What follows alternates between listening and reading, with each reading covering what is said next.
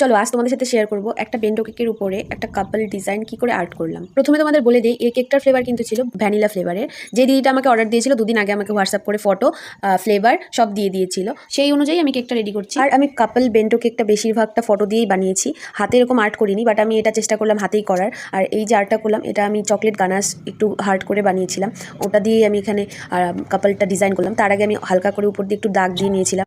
আজকের এই বেন্টো কেকটা যে দিদিটা অর্ডার করেছিল সেই দিদিটা কেক নিতে এসে ঘুরে গেছে, সেটা আমার জন্যই গেছে, আমারই এখানে ভুল ছিল। কারণ আমাকে দিদি দুদিন আগে বলেই রেখেছিল সেই দিদিটা সকাল 9টার মধ্যে কেক লাগবে, কিন্তু তার আগের দিন আমি এতই টায়ার্ড ছিলাম যে বেস বানিয়ে ঘুমিয়ে পড়েছিলাম, ক্রিমের কাজ করিনি। তো দিদি যখন আসে তখন আমি ঘুমিয়েছিলাম। দিদির ফোন পেয়ে উঠে দিদিকে সব বললাম, দিদির সাথে কথা হলো, দিয়ে দিদি অনেকই ভালো ছিল, আমার সাথে কথা বললো, আমি ব্যাপারটা বললাম। তারপর আমি এটাও বললাম যে আমি পৌঁছে দেবো তোমার ওখানে।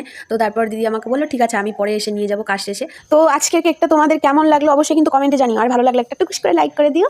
আর তোমরা যদি চাও নেক্সট ভিডিওতে তোমাদের নাম বলি তাহলে কিন্তু কমেন্ট করতে পারো।